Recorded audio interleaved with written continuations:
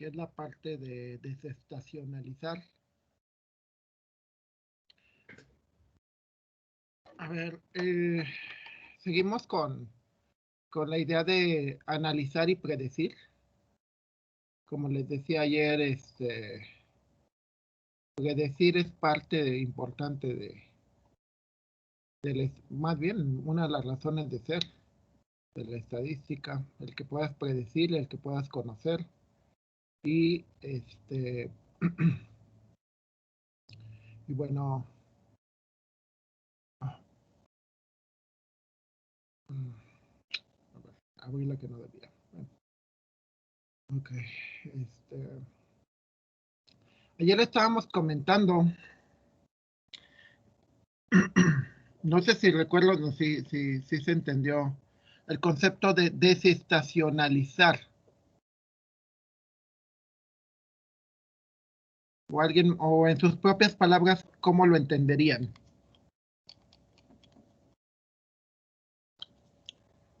Era como para evitar todos los datos que eran anecdóticos. De cierta manera es muy cierto, o sea, sí, quitar todo aquello que no ocurre comúnmente. Mucha gente, sobre todo la gente más visceral, tiene esa idea, ¿no? De que, ay, pues es que Mario me ayudó ayer. Entonces, como Mario me ayudó ayer, puedo contar con que siempre me ayude. ¿Sí me explico? O sea, mucho la idea es así, de que, ay, es que tuve una super venta. No sé si han conocido gente así, muy, pues no sé si llamarle soñadora o muy infantil, que dice, es que ayer tuve una superventa de 50 productos, entonces si vendo 50 productos mañana y pasado, y en un mes pues voy a vender 1500 y luego ya voy a poder hacer esto y luego voy a poder hacer lo otro. Y te quedas pensando y dices, bueno, hasta que no vendas varios días y hasta que no analices durante un cierto periodo, pues vamos a ver si eso ya es normal. Sí, porque igual puede haber sido una tendencia nada más de un día o unos días y ya se acabó. O sea, cuando hacemos análisis de ese tipo, pues como decía ahorita Joshua, o sea, tratamos de quitar todas aquellas cosas que en un momento dado no ocurren frecuentemente.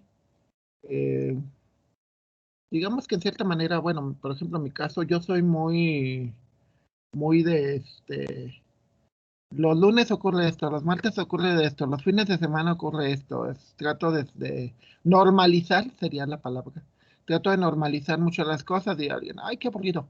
Pero no, o sea, es la única manera que tengo de que me quede un poco de tiempo para otras cosas, ¿no? O sea, por ejemplo, ayer vi una película y espero continuar un libro el sábado y así, o sea, es mi manera de organizarme, porque si no, y aparte cumplir con mis deberes, ¿no? Porque este,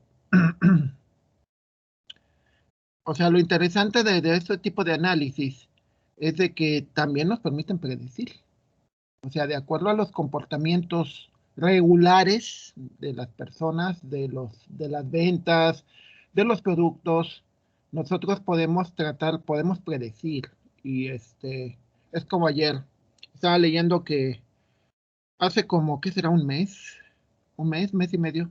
Estaba leyendo que los pronósticos de que la economía caiga estaban en hasta el 10%, y ayer en la noche veía una noticia de Bancomer que decía que no, que posiblemente no caigamos al 10, sino al 9.3, y ahí hizo ajustes. Y alguien diría, .7, pues ¿qué tanto es? No, pero en términos de millones, pues es mucho. Pero es interesante porque ellos necesitan, bueno, todos tendrían que ver qué tanto nos afecte la crisis. O sea, les digo, yo por una crisis, perdí mi trabajo y entré a trabajar aquí, que no me arrepiento, ¿no? Ha sido gran experiencia, y he hecho muchas cosas diferentes. Pero bueno, empecemos ya. Parte de la desestacionalización. Vamos a empezar de nuevo con lo que veíamos en el anterior caso, que era el pronóstico móvil. A ver, vamos a ver primero pronósticos estacionales. Ok. Aquí en no déjenme compartir, porque luego siempre se me olvida. Ese es un patrón que siempre se me olvida compartir pantalla. Ok. Aquí tenemos un análisis de que tenemos una serie de ventas. Estos son los trimestres del primero al cuarto trimestre. En el primer trimestre del 91 vendimos 16, en el segundo vendimos 21, en el tercero 9. Y así nos fuimos. O sea, por ejemplo, en la crisis, pues nos fue bien porque seguimos vendiendo 18, 16, 26 y 14. O sea, realmente pues no tendríamos mucho de qué quejarnos, ¿no? O sea, realmente nos fue bastante bien. ¿Y qué es lo que primero hacemos? Lo que primero hacemos es obtenemos una suma de todo el año. Y por ejemplo, aquí es la suma del siguiente. De nuevo, ¿cómo intentamos desestacionalizar? Pues muy fácil, tomamos. Les decía que una vez hubo un caso raro, bueno, una anécdota, de que me contaron que una niña sacó 10 en inglés, algo así, que pues creo que la familia pues, no eran gente que sacaran buenas calificaciones, entonces todos se alegraron y creo que, no me acuerdo qué le compraban a la niña, algo así, estaban casi de fiesta, ¿no? Pero porque había sacado un 10 en un examen, no en la materia. Entonces, ¿qué es lo que intentamos? Pues eso, de que digas, pues qué bueno que te sacaste el 10, pero ¿cuántos 10 te sacas?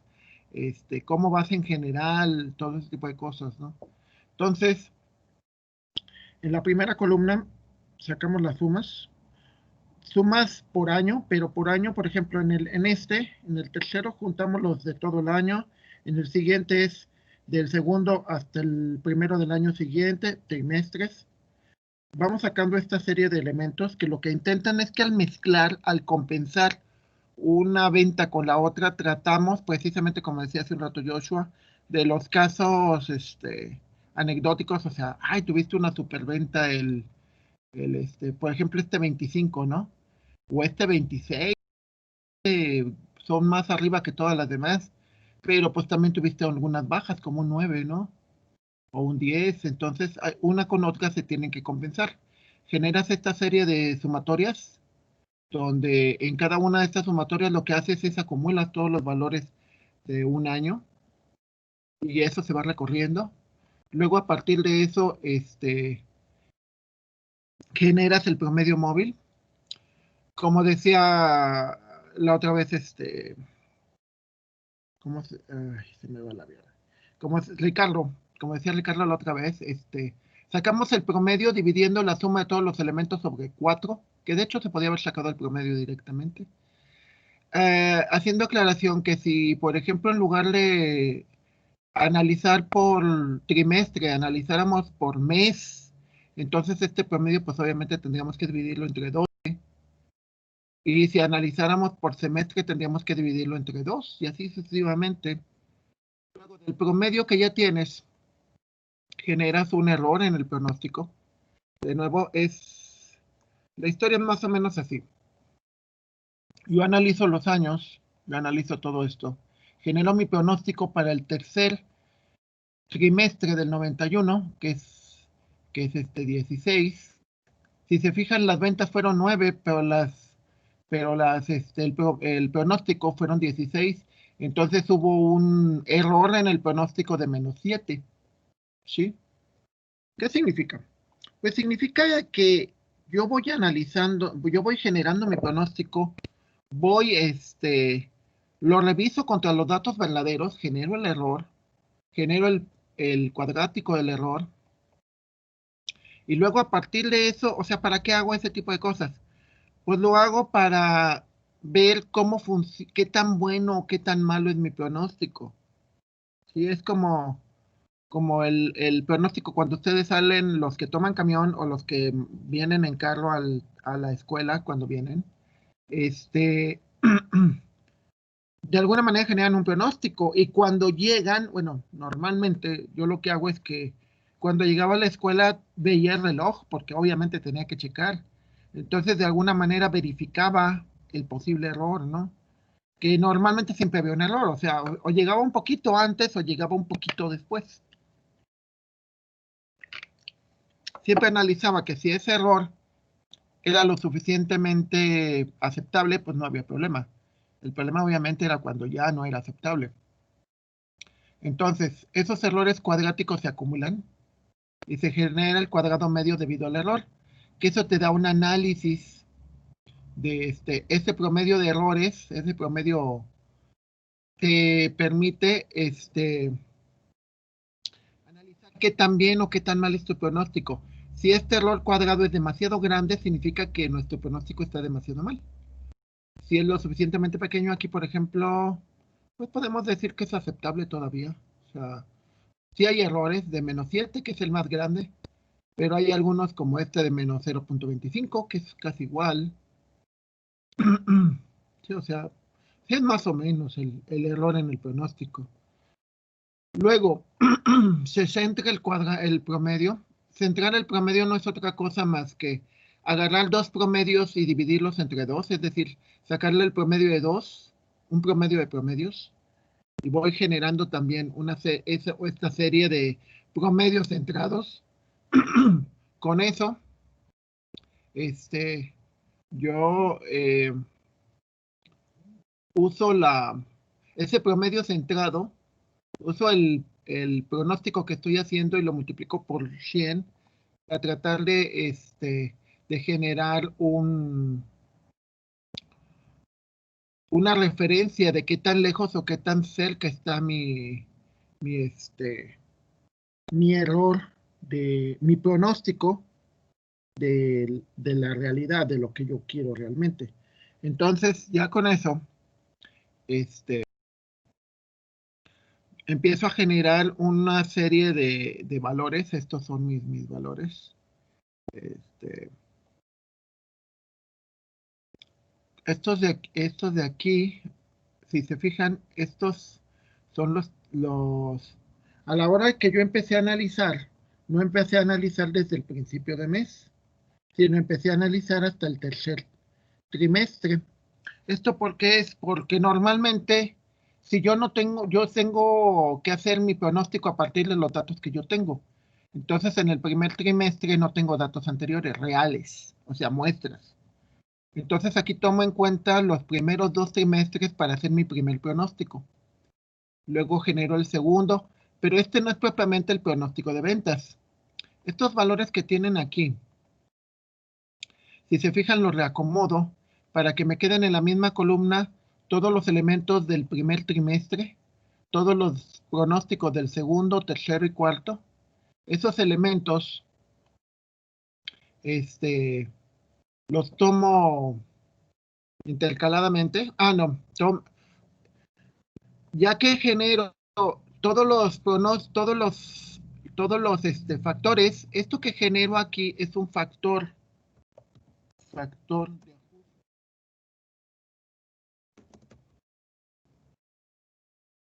El factor de ajuste les haré la analogía.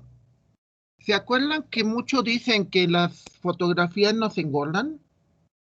Que si tú ves una persona y la ves en fotos y luego la ves en vivo, normalmente no es igual. Entonces hay un factor, un cambio. Este es un factor porcentual. Esto significa de que por ejemplo, el factor porcentual sería con 96 con respecto al 100. Luego, todos estos que nosotros tenemos, se elimina el más alto y se elimina el más bajo. Y se saca el promedio entre ellos dos. Es decir, por ejemplo, en este caso, el más bajo es 89 y el más alto es 96. Sí, es que no, 96 creo que es tiene más decimales. Ok, sí. Nos elimina el medio y sí. Se elimina el más bajo, que es 89, y tenía que haberse eliminado el más alto, que era este de acá. Bueno, este se me pasó. En lugar de ser el L4, debería de ser el L3. Debes de eliminar el más alto y el más bajo. Bueno, crees que es mínima la diferencia, ¿no? Pero bueno, sí, porque estamos hablando de 96 y 96.43, es punto y cacho, es muy, muy poquito. En este de acá, aquí lo hace al revés. Toma el más, no es cierto, quita el más, sí es cierto, quita el más bajo y quita el más alto. Si lo ven, el más bajo es 126 y quita el más alto, que es 134. En este siguiente, de nuevo, quita el más bajo, que es 56, y quita el más alto, que es 68. Una pregunta, ¿por qué creen que se hace esa técnica de quitar siempre el valor más alto y quitar el valor más bajo? Porque de hecho esto se usa mucho, por ejemplo, en los concursos de belleza o cosas por el estilo. Normalmente en los jurados se trata de quitar siempre el valor más alto y el valor más bajo. ¿Por qué razones?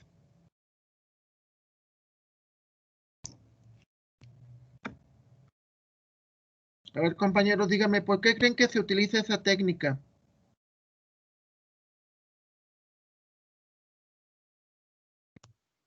¿No será para tener un valor como más acertado?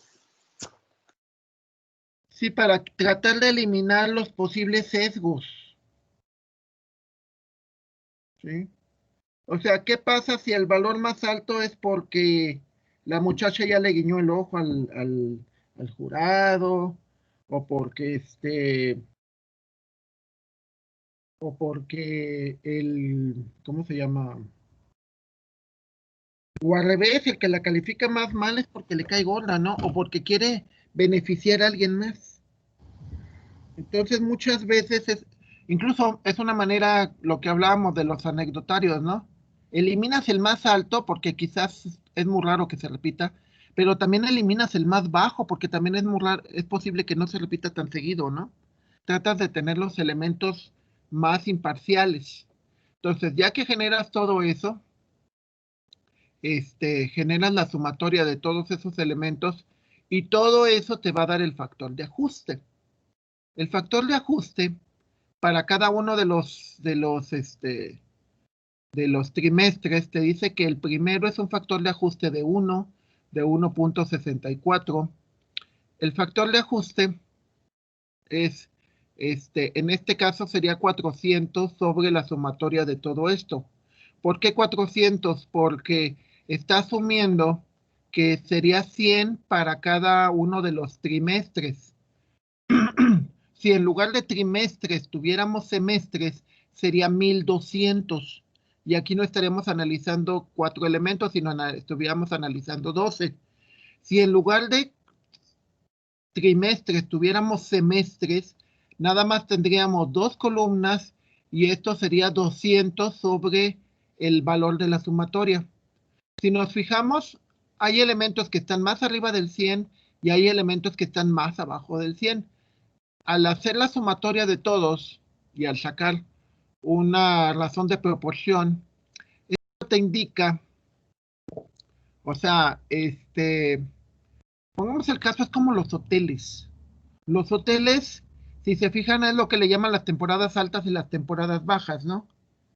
Pero cuando a tus empleados, pues no les puedes pagar según la temporada alta porque obviamente es cuando recibes más dinero.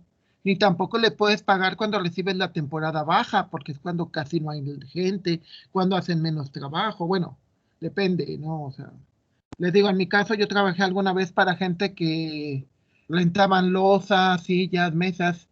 Entonces en los meses de julio, agosto, trabajábamos, junio, julio, trabajábamos muchísimo. En diciembre, pero por ejemplo, si trabajábamos en octubre, pues era poquito, casi no había fiestas.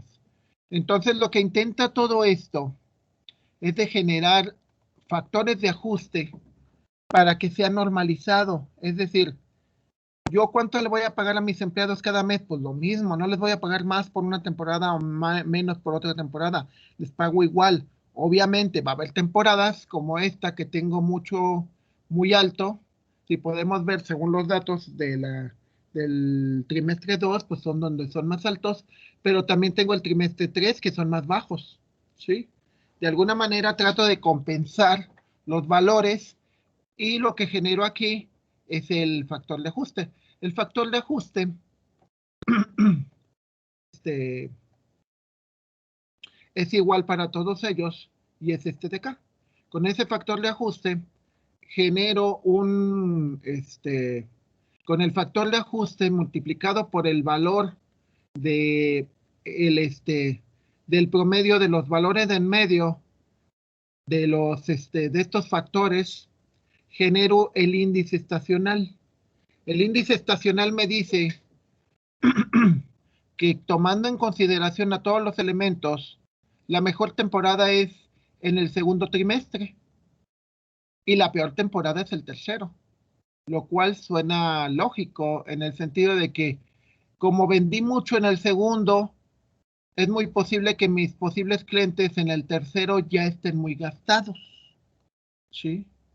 Lo que hablábamos de las estaciones, ¿no?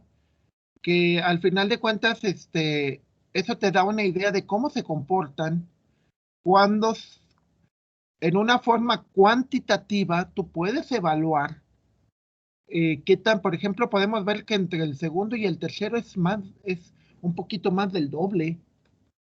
Y por ejemplo, en el último cuatrimestre vuelve a subir y luego vuelve a bajar.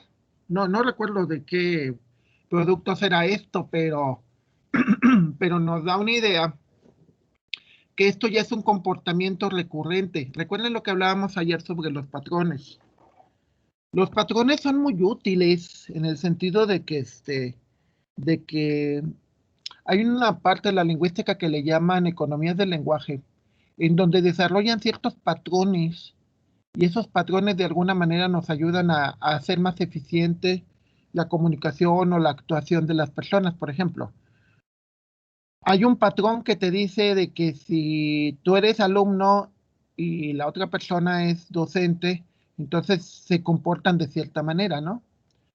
Hay variaciones. Bueno, he dado clases en maestría, di clases por 12 años y pues las gentes que van pues, algunos son hasta gerentes, ¿no? Son gente que tiene poder.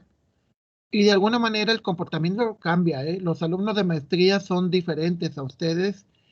Y según mi memoria, yo en el 90 di clases en el CONALEP, fue 2 semestres y ya no volví a dar porque me fui a la maestría. Y el comportamiento de nuevo es muy diferente. Es el clásico de que siéntate por favor, no haga ruido, etc. Ustedes son en medio y ellos, los de maestría, pues son otro. Y los de doctorado, pues es otra cosa. Entonces, con esa información, nosotros nuestros índices estacionales que conseguimos acá, los usamos para generar un pronóstico de ventas desestacionalizadas, ¿sí? O sea, con el factor que conseguimos de este lado, con estos factores,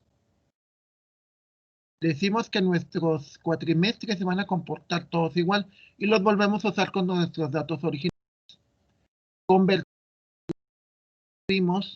Las convertimos en ventas desestacionalizadas, que significa que simplemente analicemos así.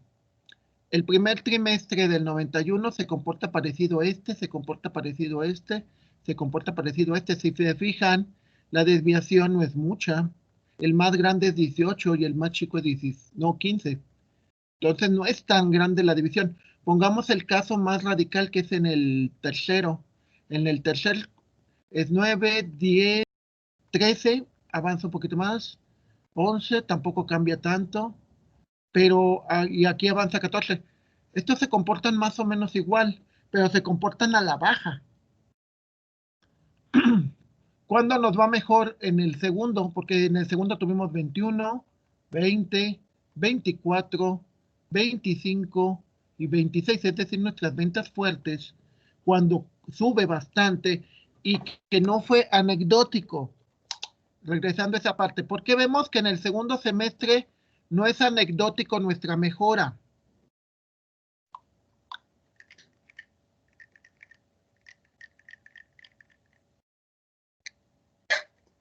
A ver, ¿recuerdan que les dije que es algo anecdótico? Es como, por ejemplo, que digan, es que, a ver, a mí me pasó algo anecdótico. Nosotros teníamos un profesor que era muy difícil. Pasé con él. Entonces dije, no vuelvo a tomar con él. Y ya tomamos con otro y de todas tomamos todos, ¿no? Pero con ese profesor que era muy difícil, en ese semestre en particular, como a la mitad del semestre, murió su esposa y le afectó mucho. Adivinen qué, todo el grupo pasó con él.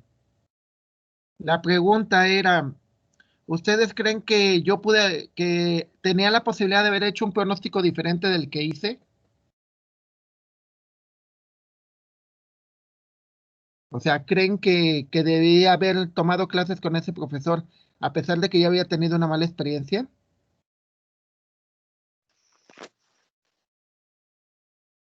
A ver, alguien que me diga su opinión. Digo, porque obviamente me equivoqué, ¿eh?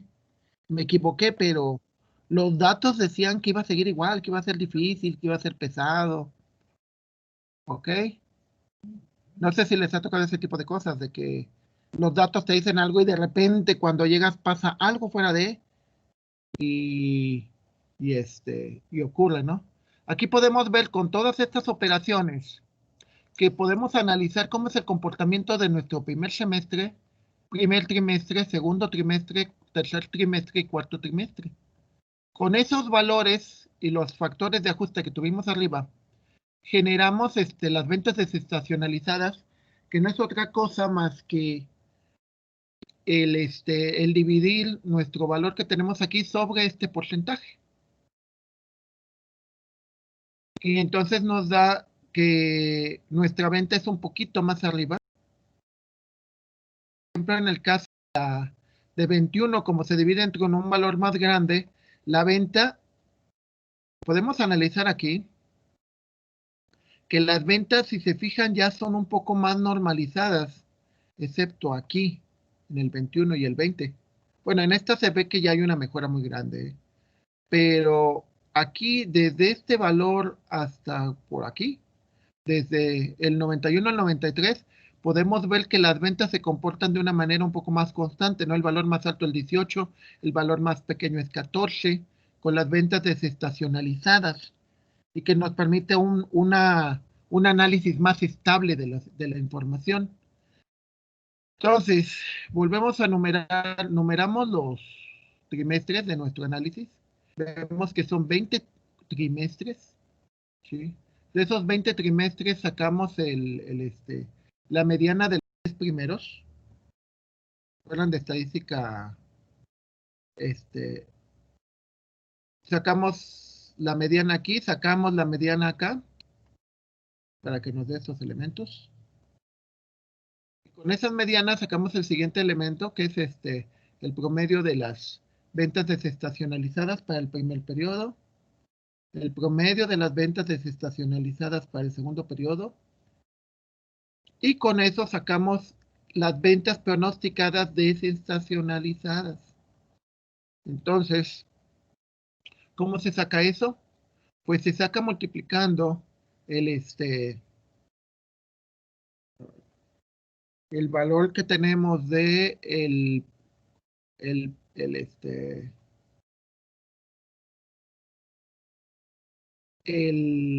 a ver, no es que no lo, es que está hasta abajo, sí. Para sacar estas ventas, estos pronósticos, regresamos a nuestro querido, a lo que habíamos visto en la unidad número 2 de sacar una regresión lineal, es decir, sacamos una recta. ¿Se acuerdan de que, bueno, aquí esto es para sacar el valor de el valor lo obtenemos de esta nueva manera, lo sacamos medianas y los promedios. Y la pendiente la sacamos con también con eso mismo. Esa es otra manera de sacar con mínimos cuadrados. Mínimos cuadrados tiene varios tipos de implementaciones, ¿eh? Ah, bueno, no, perdón. Es que esto es, son dos tipos de tendencia. Esto es con la recta de tendencia, con los semipromedios que le llaman. Con los semipromedios es otro método para sacar un pronóstico. Y este es con mínimos cuadrados. Lo que vimos en la unidad número pasada, donde se acuerdan que usábamos la pendiente para sacar qué tanto crece o qué tanto decrece y la intersección, que es el valor de inicio. Con eso, nosotros generamos nuestra recta de pronóstico, ¿sí? Entonces, con nuestra recta de pronóstico, nosotros vamos viendo cuál es el valor que tendríamos de pronóstico para para ese trimestre. Luego sacamos un porcentaje de la tendencia, que es las ventas desestacionalizadas sobre el pronóstico. Aquí, por ejemplo, vemos que la venta desestacionalizada es de 16 y el pronóstico es menor. Significa que la tendencia va hacia arriba, es decir, es más alta la venta desestacionalizada que el pronóstico. Al revés, por ejemplo, aquí la venta desestacionalizada es de 14, el pronóstico es de 15. Entonces vemos que hay un retroceso, o sea, en lugar de que el pronóstico vaya, o sea, el ideal aquí sería 100. Si fuera 100, significa que nuestra venta desestacionalizada y nuestro pronóstico es prácticamente igual, como sucede en el cuarto trimestre del 91, que prácticamente nuestro pronóstico y nuestra venta desestacionalizada pronosticada son prácticamente iguales. Si el pronóstico es más arriba, entonces el valor del porcentaje de tendencia es menor que 100. Si el valor es más abajo, entonces nuestro porcentaje de la tendencia es mayor que 100. A partir de este porcentaje de tendencia, sacamos la diferencia, ¿sí? Sacamos la diferencia con respecto al 100% y generamos un residuo cíclico. Este residuo cíclico de alguna manera nos ayuda a ver de nuevo, qué tan bien o qué tan mal estamos pronosticando los valores. Ya con eso, puedo pronosticar, por ejemplo, las ventas para el trimestre 21, 22, 23 y 24. Aquí, por ejemplo, veo los porcentajes de tendencia porque lo analizo contra los valores de de aquí.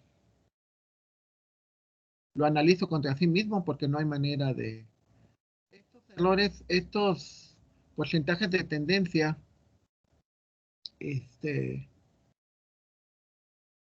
lo tomo en cuenta, agarro los índices estacionales normales.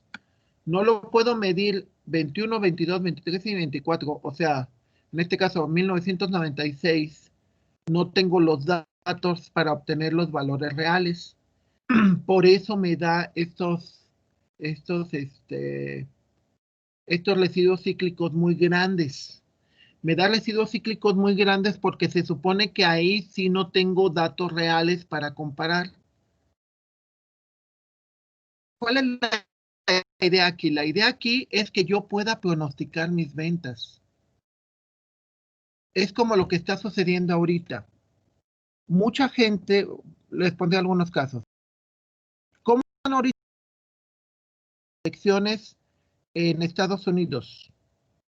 ¿Quién va a ganar según los pronósticos? ¿No han leído eso? Joe Biden. Biden va a ganar, ¿verdad? Ahora una pregunta. ¿Nosotros sabemos si eso es cierto y falso o hasta cuándo podríamos saberlo? Hasta el día que que den los resultados de la elección. Exacto, mientras es un pronóstico, ¿están de acuerdo? Mientras es un pronóstico, tienes que, a ver,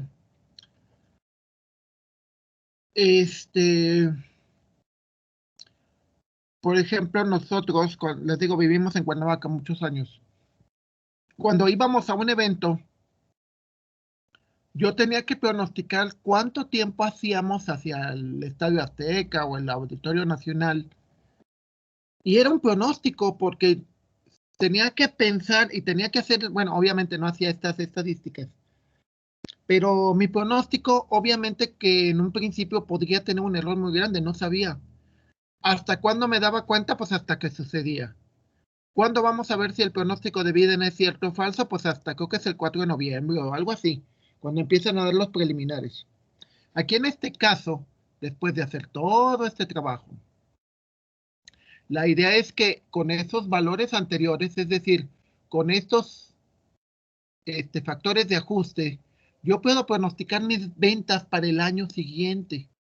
Yo pronostico que según cómo se dieron, para el año 21, para el trimestre 21, iba a vender 21, 22, 22 y 22. Hay una cosa muy curiosa aquí, que con mis pronósticos, si se fijan, la tendencia claramente se ve a la alta. Significa que cada vez estoy vendiendo más. Y por ejemplo, en el último periodo, incluso en el trimestre que me iba más mal, que era el 14, que era el tercero es el que me va más mal, pero en el último año fue el mejor de los últimos, o sea, bueno, el tercer trimestre te va 9, 10, 13, 11 y en el último me va 14. Significa que aún en ese último voy mejorando. Entonces, aquí de alguna manera, muchas veces eso le llaman suavizar, es decir, ya no tienes saltos bruscos en tu análisis y vas viendo que tus ventas más o menos se van siendo normales o ajustadas. En este último año, si vemos los datos 21, 22, 22 y 22, vemos que las ventas se van regularizando, es decir, que según mi pronóstico, empezaría a vender lo mismo. ¿Para qué me sirve esto? Me sirve para estabilizarme.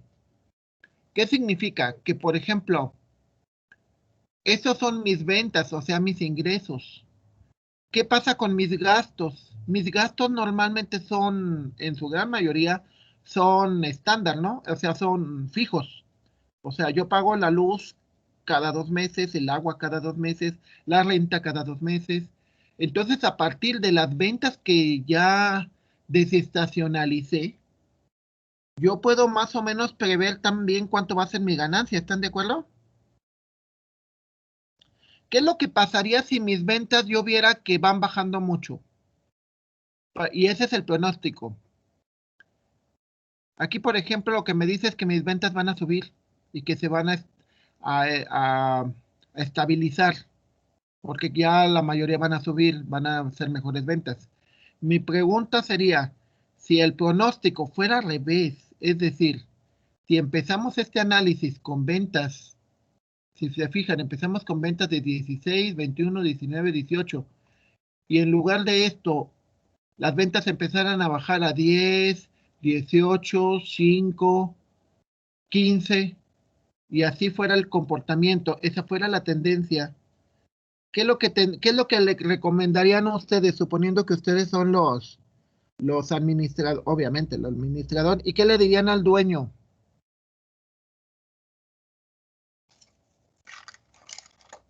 Si esos son los pronósticos para el año 2021.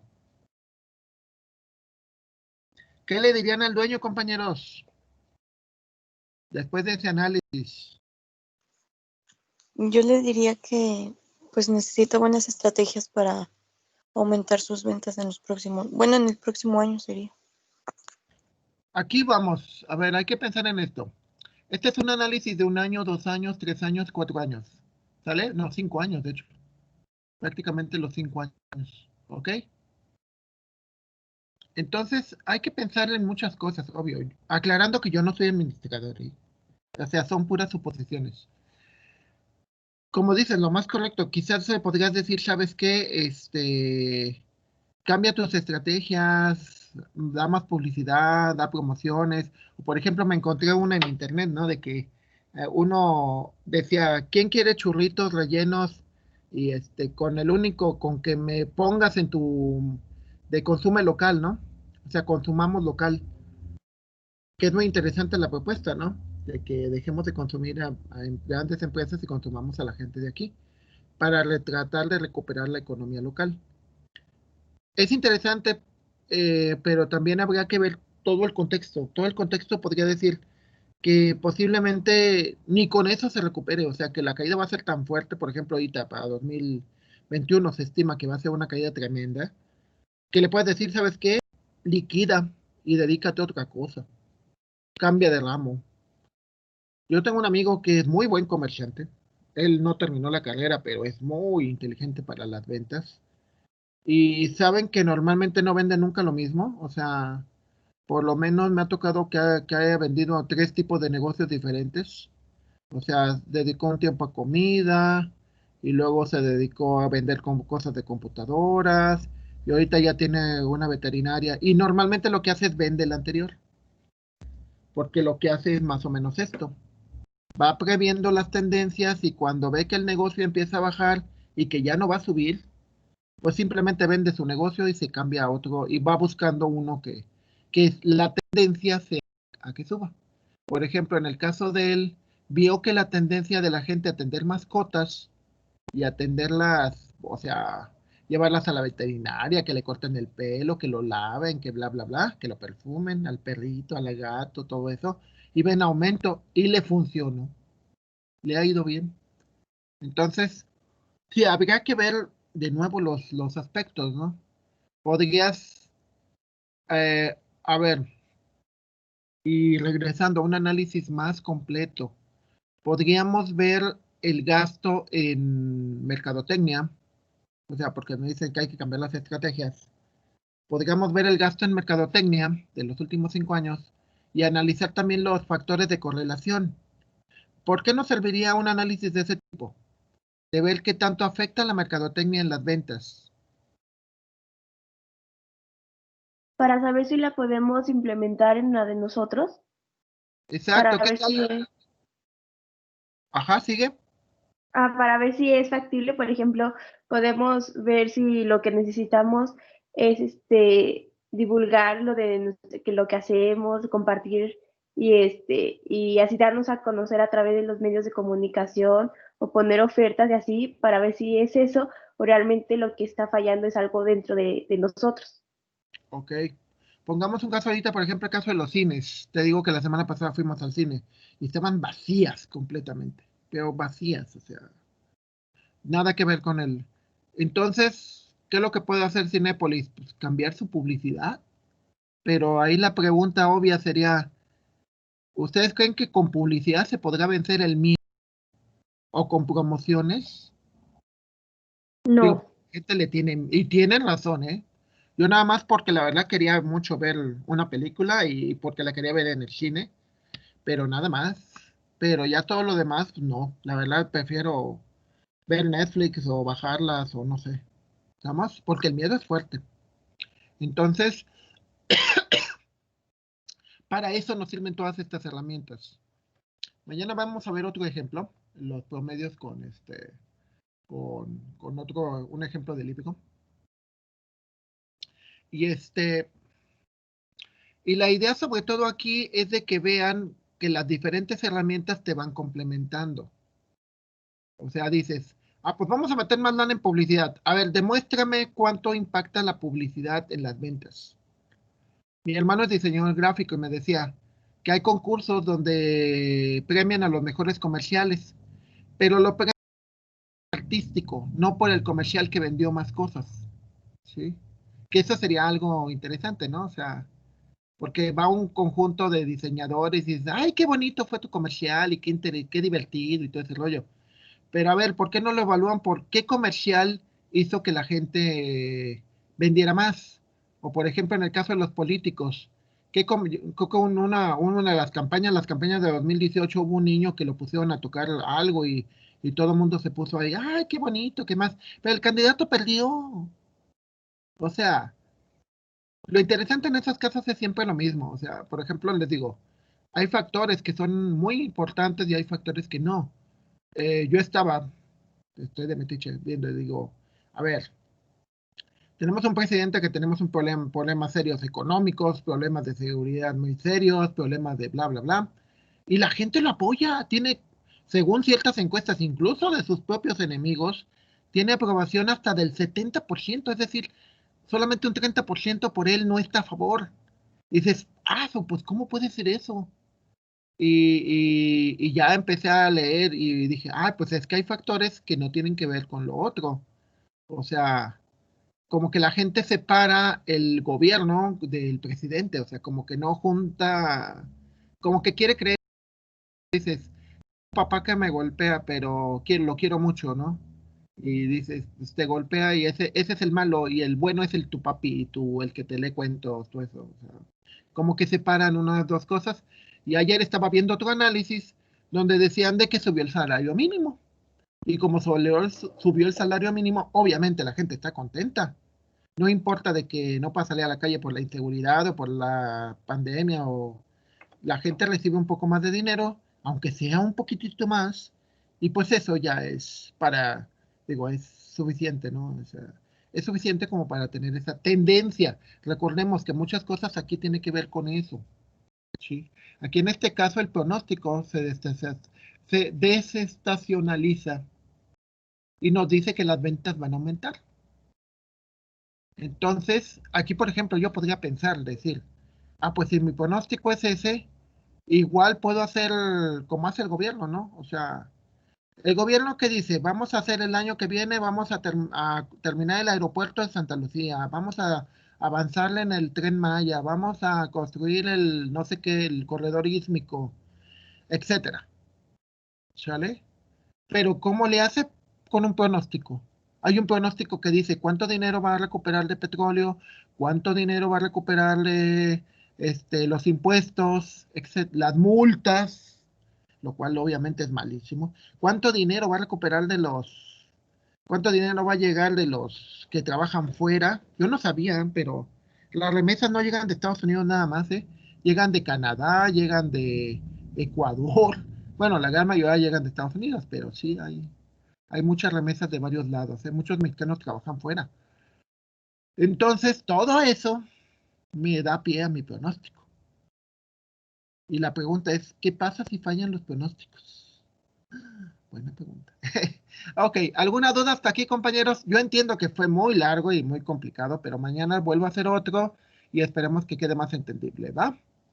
Recordemos que mucho esto es automatizado. O sea, ¿automatizado a qué me refiero? Que las operaciones son las mismas. Si tú tienes un análisis trimestral, pues lo único que le tienes que cambiar es los datos en verde. Todo lo demás es automático. ¿Sí? Claro que si esto es otra situación, por ejemplo, aquí también de nuevo son trimestrales en el segundo ejemplo, pues obviamente que cambiaría, ¿no? Pero, ¿cómo se llama? Pero bueno, ahorita haríamos los ejemplos así y y pues no cambiaría mucho más que eso, ¿ok? Hasta aquí quedó más o menos clara la idea. Bueno, no, quedó clara la idea que la idea es de que puedas pronosticar y que de nuevo lo que dijo Joshua al principio, que es la idea de que tratemos de quitar aquellos casos como este 9, que vendimos muy poquito, o como este 26, que vendimos un montón. Tratamos de quitar todo eso de tal manera que se equilibre y que nuestro pronóstico sea más estable. ¿Ok? ¿Sí, compañeros? Sí, doctor. Sí, doctor. Ok. Estemos conscientes de que a las empresas les encanta la estabilidad, ¿verdad? A la mayoría. ¿Saben a qué Sí. empresas no les gusta la estabilidad?